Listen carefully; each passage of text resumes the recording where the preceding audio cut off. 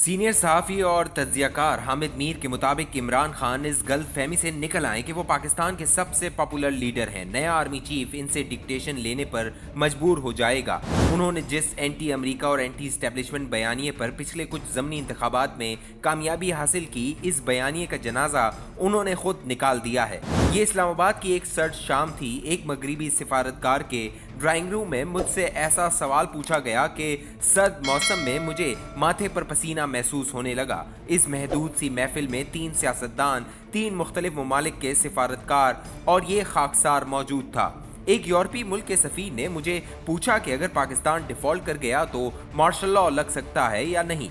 मैंने इस खतरनाक सवाल का जवाब देने की बजाय चेहरे पर मुस्कुराहट सजाई और अपने बाएं तरफ बैठे वजीर दिफा ख्वाजा आसिफ को मुखातिब करते हुए कहा कि इस सवाल का जवाब तो आपको देना पड़ेगा। वजीर दिफा ने मेरी इस गुस्ताखी पर कमाल सब्र और तहम्मुल का मुजाहरा किया और सफ़ीर साहब को एक तफसीली जवाब दिया, जिसका खुलासा ये था कि पाकिस्तान डिफ़ॉल्ट करेगा और ना मार्शल लॉ लगाया जाएगा और नए आर्मी चीफ की तकरीर के बाद मामलात बेहतर हो जाएंगे। वजीर दिफा से बार बार पूछा जा रहा था कि अगला आर्मी चीफ कौन होगा और वो बार बार एक ही जवाब दे रहे थे कि बस चंद दिनों में फैसला हो जाएगा। एक गाहक सिफारतकार मुझे खींचकर कोने में ले गया और पूछा कि क्या आप अपने वजीर दिफा के इस दावे पर यकीन करने के लिए तैयार हैं कि पाकिस्तान डिफ़ॉल्ट नहीं करेगा। मैंने इसे बताया कि वजीर दिफा वही कह रहा है जो वजीर खजाना इसाक डार भी कह चुके हैं। मैंने जान छुड़ाने के लिए कहा कि मैं माहिर माशियात नहीं हूँ। सिफारतकार ने बड़ी संजीदगी से कहा कि कुछ दिन कबल आपकी मौजूदगी में एक अहम शख्सियत ने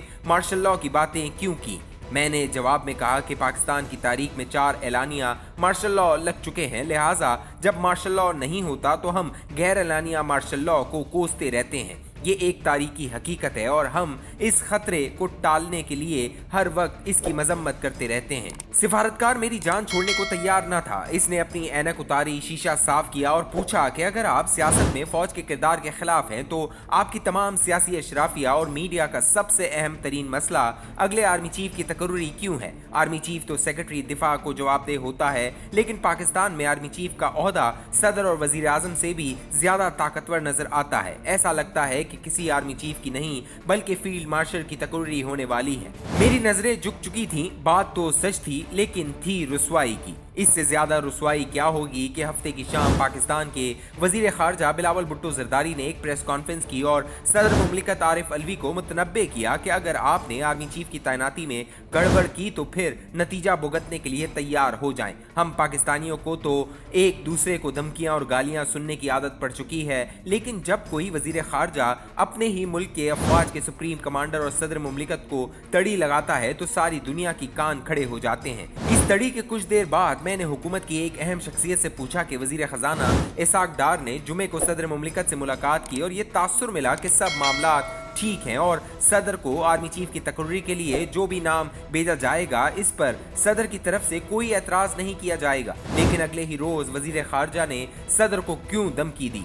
जवाब मिला कि सदर साहब अपनी आईनी ओहदों के तकाजों को बालाए ताक रखते हुए आर्मी चीफ की तकर्री पर हुकूमत और इमरान खान के दरमियान इत्तफाक राय की कोशिशों में मसरूफ थे। इस दौरान वजीर आला पंजाब चौधरी परवेज इलाही ने भी इमरान खान को मशवरा दिया कि नया आर्मी चीफ मुकर्रर करने की बजाय जनरल कमर जावेद बाजवा को कुछ अरसे के लिए तौसीह दिलवाने की कोशिश की जाए और मार्च या अप्रैल 2023 में नए इंतखाबात के बाद नई हुकूमत नए आर्मी चीफ का तकर्रुर करे। मुझे ये जानकर हैरत हुई कि मुस्लिम लीग नून के एक सीनियर रहनुमा ने भी पिछले दिनों लंदन और रावलपिंडी के बहुत चक्कर लगाए और वो भी जनरल कमर जावेद बाजवा को तौसीह दिलवाने के लिए सरगर्म थे। गौरतलब नुक्ता ये था कि ISPR की तरफ से वाज़ेह किया जा चुका है कि जनरल बाजवा इन दिनों अलविदाई मुलाकातें कर रहे हैं, लेकिन दूसरी तरफ मुस्लिम लीग नून और तहरीक इंसाफ के अंदर से इन्हें तौसीह दिलाने की कोशिश भी हो रही थी। वजीर खारजा की प्रेस कॉन्फ्रेंस दरअसल इस कोशिश को मुस्तरद करने का ऐलान था। वजीर खारजा की प्रेस कॉन्फ्रेंस के साथ ही इमरान खान का ये ऐलान सामने आ गया कि वो 26 नवंबर को रावलपिंडी में खिताब करेंगे और आइंदा का लाए अमल देंगे।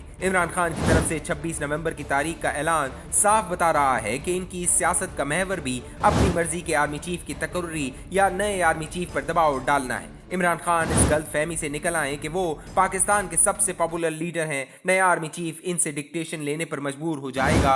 उन्होंने जिस एंटी अमेरिका और एंटी स्टैब्लिशमेंट बयानिए पर पिछले कुछ ज़मनी इंतखाबात में कामयाबी हासिल की, इस बयानिए का जनाजा उन्होंने खुद निकाल दिया है। पहले तो फाइनेंशियल टाइम्स से इंटरव्यू में उन्होंने अमेरिका के साथ अच्छे ताल्लुकात की ख्वाहिश का इजहार करके अपने कई मद्दाहों को मायूस किया और फिर 19 नवंबर के खिताब में कहा कि अगर एस्टेब्लिशमेंट ने इनके खिलाफ साजिश नहीं की तो दो खानदानों को दोबारा इख्तिदार में आने से क्यों नहीं रोका। दूसरे अल्फाज में इमरान खान की फौज से लड़ाई की वजह सिर्फ ये है कि इसने तहरीक अदम एतमाद को नाकाम क्यों नहीं बनाया, जिन्हें मीर जाफर कहा, जिन पर गद्दारी का इल्जाम लगाया और लफ्ज न्यूट्रल को गाली बनाया।